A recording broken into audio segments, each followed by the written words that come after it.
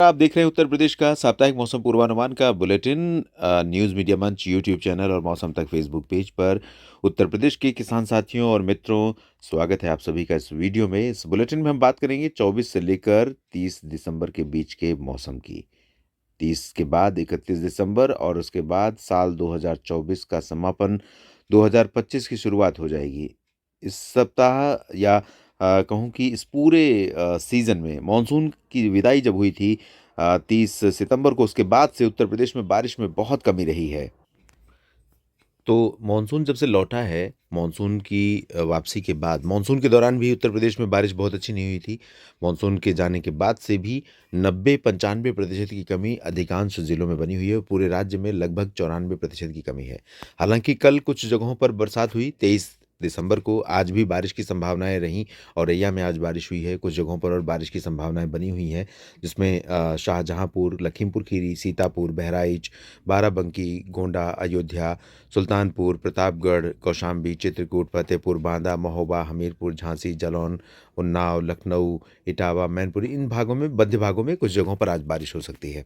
आज के बाद कल से यानी 25 दिसंबर से परिस्थितियां फिर बदलेंगी और 25-26 दिसंबर को पूरे राज्य में मौसम मुख्यतः साफ हो जाएगा।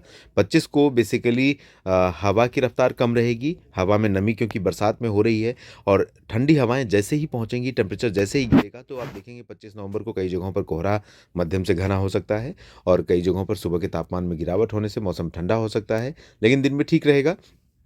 26 दिसंबर को पूरे राज्य के ऊपर ठंडी पश्चिमी दिशा की हवाएं चलेंगी। पश्चिमी दिशा की ठंडी हवाओं के कारण मिनिमम टेम्परेचर 26 दिसंबर को फिर से गिरेगा और मौसम में सर्दी बढ़ जाएगी। पश्चिम से लेकर के मध्य और पूरब तक के क्षेत्रों में, वाराणसी और मऊ, जौनपुर, गाजीपुर, आजमगढ़, देवरिया समेत सभी जगहों पर। और उसके बाद 27 दिसंबर से राज्य के ऊपर फिर बारिश वाले बादल पहुंचेंगे और अनुमान यह है कि 27 और 28 दिसंबर को उत्तर प्रदेश में पश्चिम से शुरुआत होगी।